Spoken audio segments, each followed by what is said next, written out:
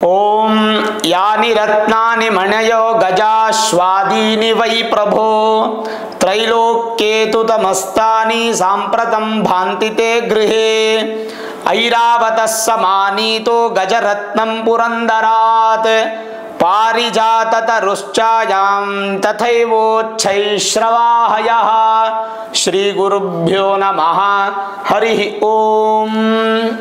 ಆತ್ಮೀಯ ಪ್ರಿಯ ಪ್ರೇಕ್ಷಕ ಮಿತ್ರರೇ, ನಿಮ್ಮೆಲ್ಲರ ಜೀವನ ಶುಭಕರ, ಸಮೃದ್ಧಿಕರ, ಲಾಭಕರವಾಗಿರಲಿಂತ ನನ್ನ ಆರಾಧ್ಯ ದೇವಿ ಹೊರನಾಡು ಅನ್ನಪೂರ್ಣೇಶ್ವರಿಯ ಪಾದಗಳಿಗೆ ನಮಸ್ಕರಿಸ್ತಾ, ಪ್ರಿಯ ಪ್ರೇಕ್ಷಕ ಮಿತ್ರರೇ, ಕುಂಭರಾಶಿ ರಾಹು ಹಾಗೂ ಕೇತು.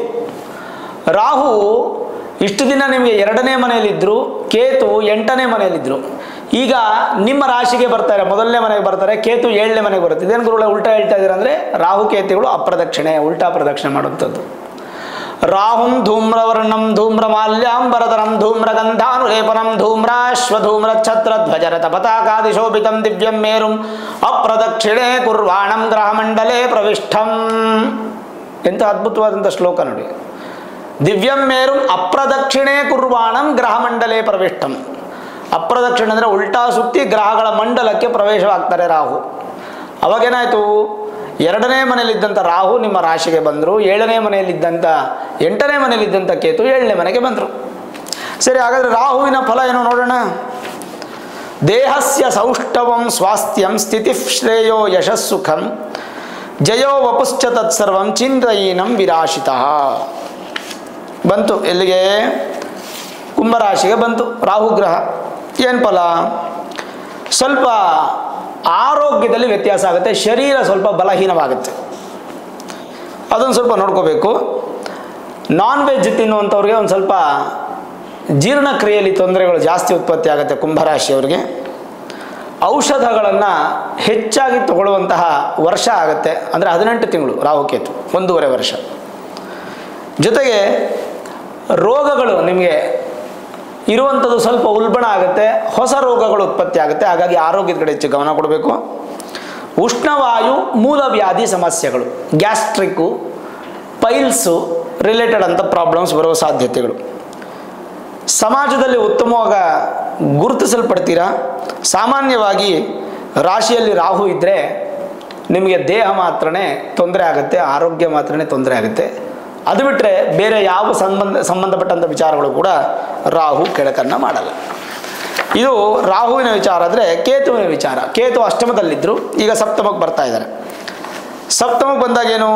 ಸಪ್ತಮ ಸ್ಥಾನ ವಿವಾಹ ಸ್ಥಾನ ಅಂತೀವಿ. Partnership, business, life partner and business partner. ವಿವಾಹ ಮದನ ಲೋಕ ಭಾರ್ಯ ಭರ್ತ್ಯ ಸಮಾಗಮಾ ಶಯ್ಯಾಸ್ತ್ರೀ ಸನ್ ಪದ್ಮಮಷ್ಟಾರ್ಥ ಮೈಥುನಾನ್ಯಪಿ ಸಪ್ತಮಾತ್. ಏನು ಸಪ್ತಮಕ್ಕೆ ಬಂದಾಗ? ಸಪ್ತಮದಲ್ಲಿ ಕೇತು ಇದ್ದಾಗ ಏನು ಫಲ? ವಿಶೇಕ್ಷಣೋ ವಂಶ ವಿದೂಷಣಶ್ಚ ಕಳತ್ರಹಂತ ಮದಗೇತಿ ಕಾಮಃ ಅಂತ ಹೇಳಿ ಬರುತ್ತೆ ಶ್ಲೋಕ. ಎಂಬಂತೆ ನೋಡಿದ ಪದಾರ್ಥಗಳೆಲ್ಲ ಬೇಕು ಅನ್ಸೋದು. ಒಂದು ಒಳ್ಳೆ ಟಿ ವಿ ಕಾಣಿಸ್ತು ತೊಗೋಬೇಕು, ಒಂದು ಒಳ್ಳೆ ಮೊಬೈಲ್ ಕಾಣಿಸ್ತು ತೊಗೊಬೇಕು, ಯಾವುದೋ ಹೆಣ್ಣು ತುಂಬ ಇಷ್ಟ ಆದಳು ಮದುವೆ ಮಾಡ್ಕೊಂಬಿಡ್ಬೇಕು, ಯಾವುದೋ ಗಂಡು ಇಷ್ಟ ಆದ ಮದುವೆ ಮಾಡ್ಕೊಂಬಿಡ್ಬೇಕು. ಆಸೆಗಳು ಸಿಕ್ಕಾಪಟ್ಟೆ, ಡಿಸೈರ್ಸ್, ವಿಪರೀತ ಡಿಸೈರ್ಸ್. ಹೊಸದಾಗಿ ಪಾರ್ಟ್ನರ್ಶಿಪ್ ಬಿಸ್ನೆಸ್ ಶುರು ಮಾಡೋಕ್ಕೆ ಹೋಗ್ಬೇಡಿ, ಇರೋ ಪಾರ್ಟ್ನರ್ಶಿಪ್ನ ಕಂಟಿನ್ಯೂ ಮಾಡಿ. ಸ್ವಲ್ಪ ಮನೆಯಲ್ಲಿ ಸತಿಪತಿಗಳ ಮಧ್ಯೆ ವೈಮನಸ್ಯಗಳು ಜಾಸ್ತಿ ಆಗ್ಬೋದು. ಅತಿಯಾದ ಶಾರೀರಿಕ ಆಸೆ ವಾಂಛನೆಯನ್ನು ಹೊಂದಿರತಕ್ಕಂಥ ವ್ಯಕ್ತಿಗಳಾಗ್ತೀರ, ಹೆಣ್ಣಾಗಲಿ ಗಂಡಾಗಲಿ. ಹಾಗಾಗಿ ರಾಹುಕೇತುಗಳಿಂದ ದೊಡ್ಡದಾಗಿ ನಿಮಗೆ ಫಲವನ್ನು ಕೊಡ್ತಾ ಇಲ್ಲ. ಆದರೂ ಶನಿ ಗುರುಗಳು ಪ್ರಧಾನವಾದ್ದರಿಂದ, ಶನಿ ಗುರು ನಿಮಗೆ ಚೆನ್ನಾಗಿರೋದ್ರಿಂದ ಚಿಂತೆ ಮಾಡೋಂಗಿಲ್ಲ. ಇನ್ನು ರಾಹುಕೇತುಗಳು ನಿಮಗೆ ಬಲಹೀನವಾಗಬೇಕಾದ್ರೆ, ಅವರಿಂದ ನಿಮಗೇನು ಕೆಟ್ಟದ್ದಾಗಬಾರದು ಅಂತಂದರೆ, ಅದಕ್ಕೊಂದು ಉತ್ತಮವಾಗಿರತಕ್ಕಂಥ ಒಂದು ಬೀಜಾಕ್ಷರಿ ಸ್ತೋತ್ರವನ್ನು ಹೇಳ್ಕೊಡ್ತೇನೆ. ಪ್ರತಿನಿತ್ಯ ಬೆಳಗ್ಗೆ ಇದನ್ನು ಜಪ ಮಾಡಿ 54, 108 ಅಥವಾ 10 ನಿಮಿಷಗಳ ಕಾಲ ಇದು ನೀವು ಜಪ ಮಾಡಬೇಕು. ಏನಂತಂದರೆ, ಓಂ ಸಚಿ ಇಂದ್ರಾಣಿ ಸರ್ವಶಂಕರಿ ಸರ್ವಾರ್ಥ ಸಾಧಿನಿ ನಮಃ. ಇದು ಶ್ಲೋಕ. ಓಂ ಸಚಿ ಇಂದ್ರಾಣಿ ಸರ್ವಶಂಕರಿ ಸರ್ವಾರ್ಥ ಸಾಧನಿ ನಮಃ.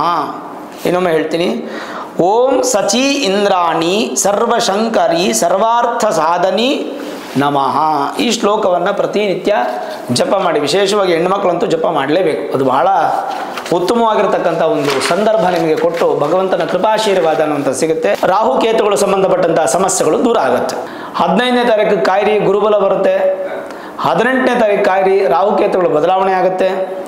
ಈ ಎರಡು ನಿಮಗೆ ಮೇಜರ್ ಪ್ಲಸ್ ಪಾಯಿಂಟ್ಸೂ ಆಗುತ್ತೆ. ಗುರುಗಳೇ ರಾಹುಕೇತು ಚೆನ್ನಾಗಿಲ್ಲ ಅಂದರೆ ಪ್ಲಸ್ ಪಾಯಿಂಟ್ಸ್ ಅಂತೀರ. ಬೀಜಾಕ್ಷರಿ ಕೊಟ್ಟಿದ್ದೀನಲ್ಲ ಜಪ ಮಾಡೋಕ್ಕೆ, ಅದ್ರ ಮಾಡಿ, ಖಂಡಿತವಾಗ್ಲೂ ಒಳ್ಳೆಯದಾಗುತ್ತೆ. ನೋಡಿದ್ರಲ್ಲ ವೀಕ್ಷಕರೇ, ಕುಂಭರಾಶಿಯವರ ಗುರು ರಾಹುಗಳ ಬದಲಾವಣೆ ವಿಚಾರವಾಗಿ ತಿಳಿಸ್ಕೊಟ್ಟೆ. ಈ ವಿಡಿಯೋ ಇಷ್ಟ ಆಗಿದ್ರೆ ಲೈಕ್ ಮಾಡಿ, ಶೇರ್ ಮಾಡಿ, ಮುಖ್ಯವಾಗಿ ನಮ್ಮ ಚಾನಲ್ಗೆ ಸಬ್ಸ್ಕ್ರೈಬ್ ಮಾಡಿ, ಬೆಲ್ ಐಕಾನನ್ನು ಪ್ರೆಸ್ ಮಾಡಿ. ಪ್ರತಿನಿತ್ಯ ನಾನು ಪೂಜೆ ಮಾಡುವಂತಹ ನನ್ನ ಆರಾಧ್ಯ ದೇವಿ ಹೊರನಾಡು ಅನ್ನಪೂರ್ಣೇಶ್ವರಿಯ ಆಶೀರ್ವಾದ ಅನುಗ್ರಹ ಸದಾಕಾಲ ಮತ್ತೊಮ್ಮೆ ನಿಮ್ಗೆ ಸಿಗಲಿ ಅಂತ ಪ್ರಾರ್ಥನೆ ಮಾಡ್ತಾ, ಸರ್ವೇ ಜನಾಃ ಸುಖಿನೋ ಭವಂತು, ಸಮಸ್ತ ಸನ್ಮಂಗಳಾನಿ ಭವಂತು.